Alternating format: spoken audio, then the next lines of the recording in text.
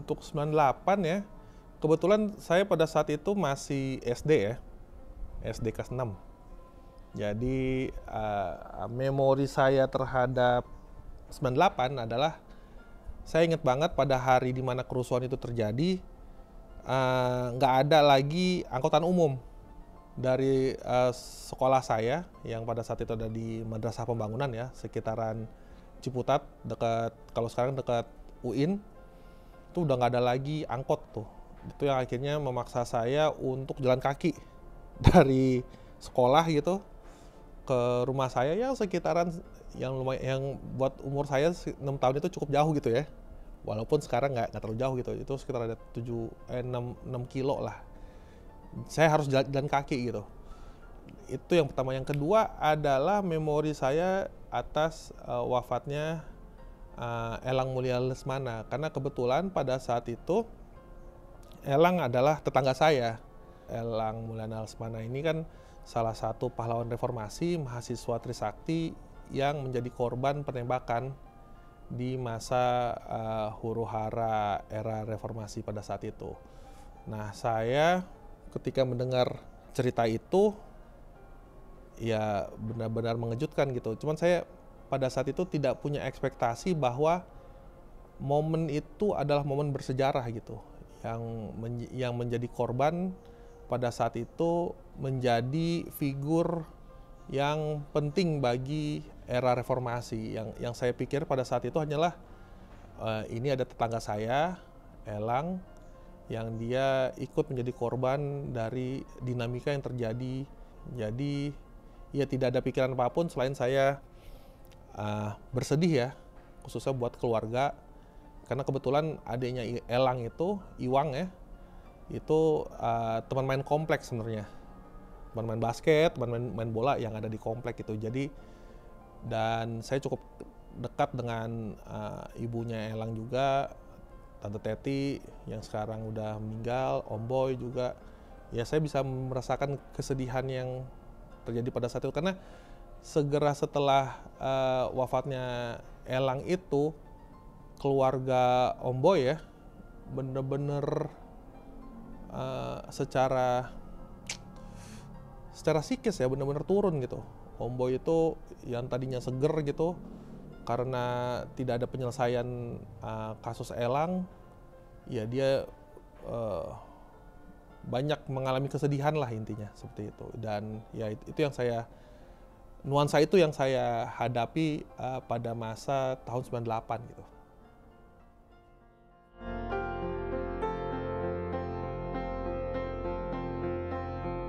Kalau perubahan yang paling saya rasakan tentu adalah karena saya juga nggak punya apa ya, nggak punya sensitivitas politik ya pada saat itu ya. Jadi saya melihat berdasarkan apa yang saya pahamin aja gitu. Yang jelas sih semenjak jatuhnya Soeharto, karena adanya reformasi, karena adanya demokrasi, akhirnya dimungkinkan adanya pergantian kepemimpinan gitu. Kalau selama Soeharto 32 tahun, ya presiden itu aja gitu. Cuman karena adanya demokrasi, ada demokrasinya pemilu, akhirnya kita bisa gonta-ganti presiden gitu ya.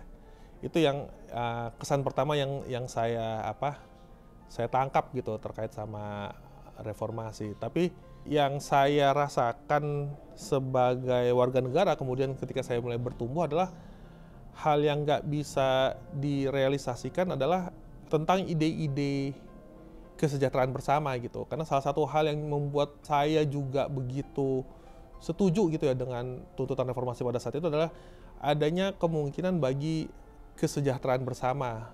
Dengan adanya reformasi dimungkinkan orang untuk berpartisipasi dimungkinkan juga kemudian mempengaruhi kebijakan. Harapannya negara menjadi pro terhadap kepentingan rakyat, yang harapannya nanti karena semua orang terlibat, kebijakan yang dibuat itu akan mensejahterakan banyak orang gitu. Ternyatanya enggak. Justru di era reformasi kita menemukan satu fenomena yang sangat menohok gitu, di mana ketimpangan sosial semakin melekit tajam gitu loh. Kesenjangan antara kaya dan miskin. Dan itu menciptakan pertanyaan sendiri bagi saya. Kenapa demokrasi yang harapannya adalah menciptakan kesejahteraan umum ya, itu nggak mampu untuk merealisasikan ideal-ideal itu gitu. Dan salah satu penyebabnya ternyata setelah diperiksa, ya karena adanya politik oligarki gitu ya. Orang-orang kaya itu ternyata yang ditumbuhkan oleh politik Soeharto berhasil bertahan gitu. Dan mereka setelah reformasi justru memegang institusi-institusi penting yang ada di negara. Dan itu menjadi salah satu penyebab gitu kenapa yang kita harapkan tentang demokrasi untuk menciptakan kesejahteraan umum nggak bisa direalisasikan.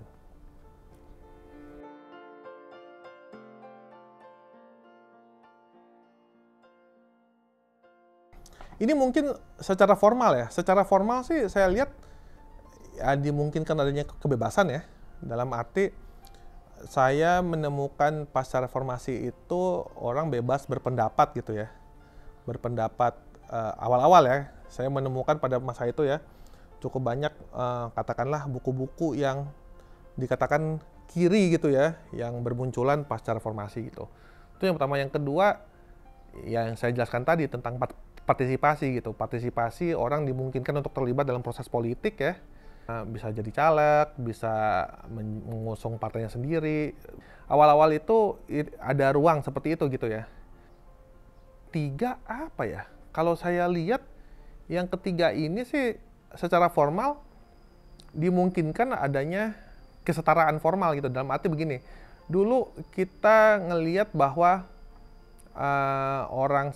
karena kebebasan itu sendiri juga ya, jadi kita dimungkinkan untuk mengkritik orang-orang yang pada masa Orde Baru itu nggak bisa dikritik gitu.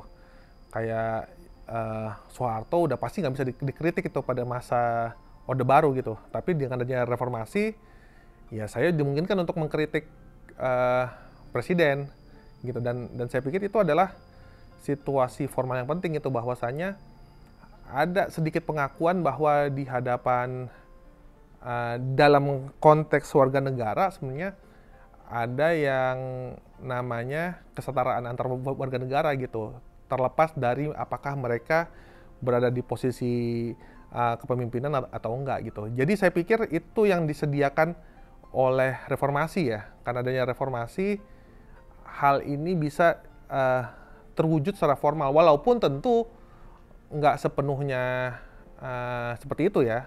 Pasti ada di tingkatan yang lebih substansial gitu, yang lebih luas daripada aspek formal. Saya juga berpotensi juga kalau sekarang ini ya, saya melakukan serangan pribadi tanpa data, ya berpotensi juga untuk dikenakan undang-undang ITE gitu. Dan walaupun dengan data yang jelas, saya berpotensi juga tetap gitu. Tapi setidaknya dalam tataran yang lebih umum masih terbuka ruang itu. Jadi ada ruang partisipasi, ruang kebebasan, dan juga ruang kesetaraan gitu. Itu yang terjadi pasca reformasi.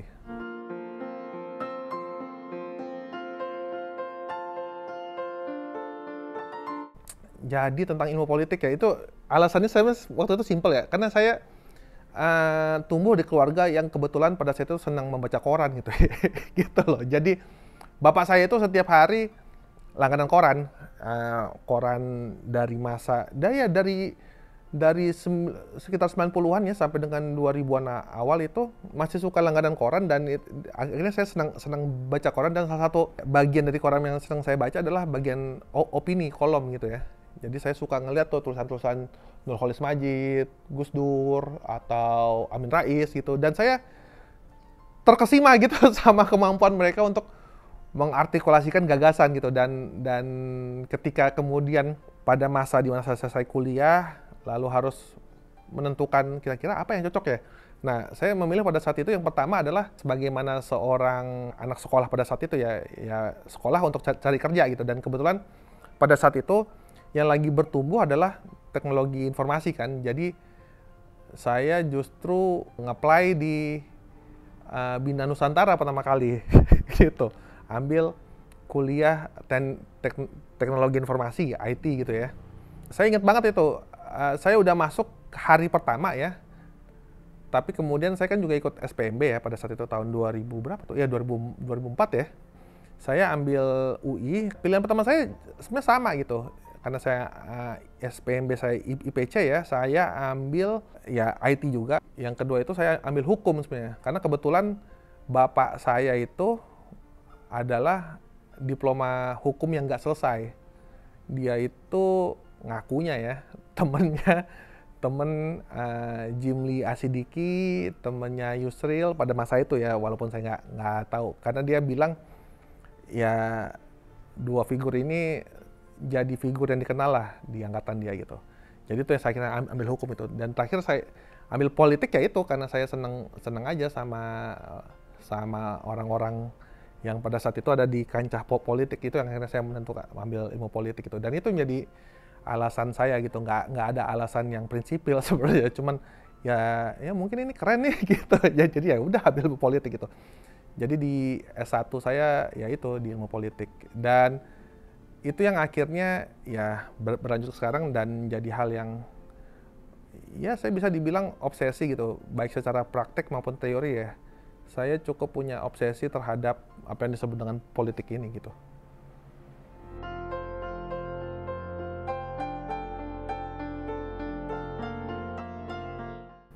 Setelah saya lihat politik menjadi penting karena dia bisa menentukan pada bagaimana masyarakat mau dibangun gitu. Jadi setelah saya masuk ilmu politik tentunya ya adalah yang menentukan semua hal di masyarakat adalah kekuasaan gitu. Dan itu untuk memahami kekuasaan, dia sebenarnya bukan sesuatu yang tanpa pola gitu. Dia bisa dipahami layaknya ilmu pengetahuan lainnya. Jadi itu yang akhirnya saya memiliki obsesi dengan yang saya lihat sebagai problem kekuasaan gitu. Dan itu yang akhirnya membuat saya senang untuk terlibat dalam perdebatan intelektual. Dan di sisi lain, menariknya adalah walaupun itu awalnya dari problem intelektual ya, itu sedikit banyak sangat berhubungan dengan praktek sebenarnya gitu loh. Politik ini walaupun kesannya keotik ya kalau dilihat tingkatan praktek ya, sebenarnya punya basis pemikiran tertentu gitu. Dari setiap praktek politik itu bisa dijelaskan dalam kerangka teori tertentu gitu. Jadi saya melihat karena politik adalah ruang pengetahuan yang justru menurut saya sangat erat kaitannya antara teori dengan praktek. Dan itu yang akhirnya membuat saya kenapa ya gandrung gitu dengan politik gitu. Jadi saya senang bukan cuma teorinya, tapi juga saya juga selalu tergelitik dalam melihat praktek-praktek ilmu politik, praktek-praktek politik itu sendiri gitu. Dan itu yang akhirnya mendefinisikan saya sekarang gitu.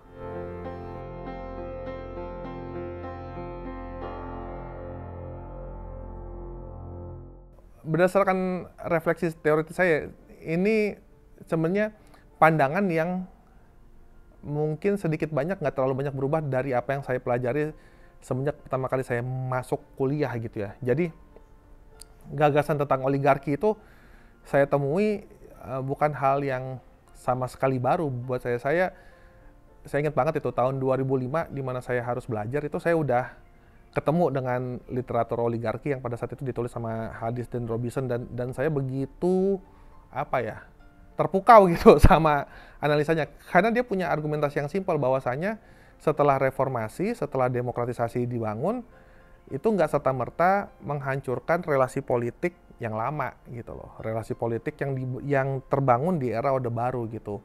Dan itu yang menjadi alasan mengapa demokrasi kita sebagaimana yang kita temui sekarang gitu. Dan ini bagi saya adalah pada saat itu ya menjadi semacam kritik mendasar gitu terhadap banyak pandangan orang Indonesia yang pada saat itu lagi euforia terhadap argumen transisi demokrasi gitu. Bahwa seakan-akan dari otoritarianisme banyak tengah menuju ke garis perkembangan demokratis gitu. Nah, si Hadis dan Robinson dalam bukunya itu Reorganizing Power nggak bilang seperti itu. Justru walaupun demokrasi sudah berdiri, kita bisa mengharapkan adanya bentuk pola-pola kekuasaan yang nggak jauh beda dengan apa yang terjadi di era otoritarianisme gitu. Jadi pandangan ini ya, itu saya amini gitu sampai sekarang gitu. Dan itu setidaknya yang membantu saya untuk bisa menganalisa pada bagaimana dinamika politik yang ada sekarang itu dalam kaitannya dengan baik secara teori maupun dengan praktek yang ada gitu loh. Jadi kalau ditanya analisa saya terkait sama demokrasi Indonesia, yang saya bilang sekarang ini apa yang saya pahami dan saya amini ketika saya kuliah dulu sebenarnya gitu loh. Nggak ada yang berubah sih gitu. Tapi setidaknya pandangan ini menurut saya tetap akurat gitu untuk memotret problem politik demokrasi kita sekarang.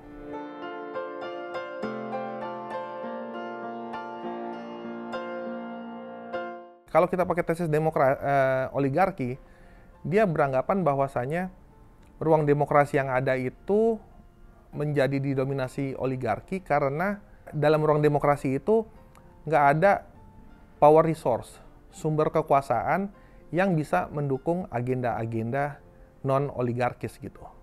Jadi kalau diperiksa ya kenapa demokrasi kita menjadi sangat oligarkis ya karena demokrasinya ini bertumbuh di dalam ruang di mana sumber-sumber kekuasaannya itu sangat tergantung pada kekuatan modal gitu. Nah, berarti kalau ditanya solusinya, kita harus membangun satu sistem di mana sumber kekuasaan itu nggak cuman berdasarkan modal.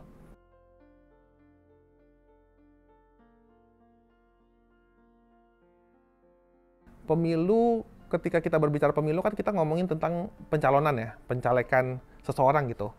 Nah, dengan argumen oligarki, berarti urusan pencalekan itu untuk bisa sukses atau efektif itu harus punya modal gede.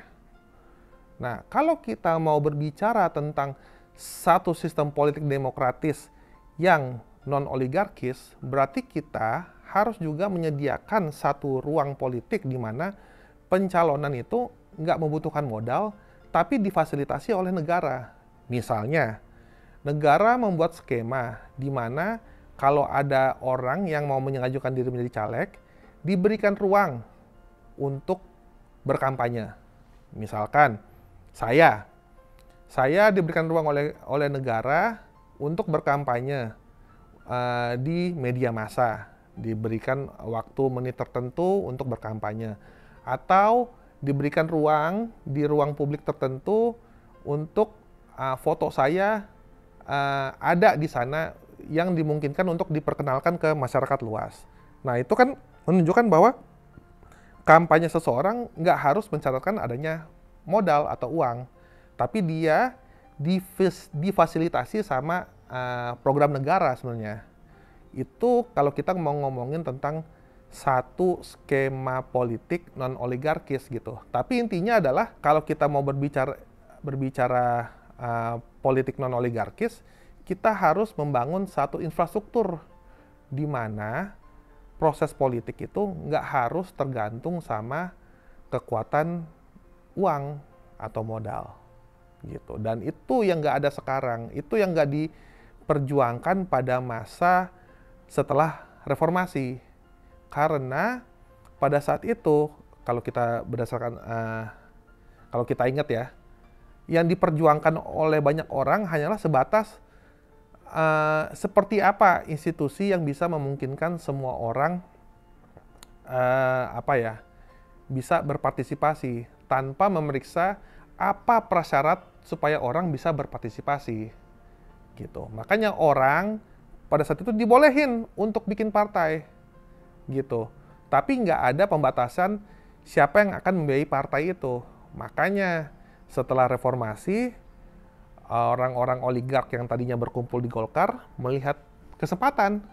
Dan itu yang akhirnya membuat banyak orang-orang yang oligark ini seperti Wiranto, lalu Prabowo, lalu Surya Paloh, ketika dia nggak puas di Golkar, dia keluar aja dan bikin partai sendiri.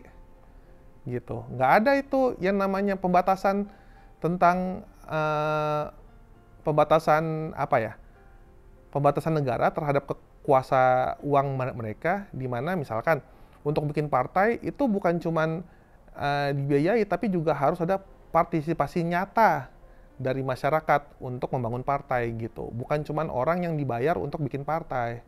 Dan itu kan harusnya bisa difasilitasi oleh negara kan, dan itu yang nggak sempat diperjuangkan oleh oleh gerakan rakyat ya pasca reformasi. Karena mungkin ya ada problem historis juga gitu ya, karena orang-orang pada saat itu belum punya bayangan gitu seperti apa sih demokrasi yang akan dihadapi secara nyata pada saat itu. Itu sih kalau menurut saya.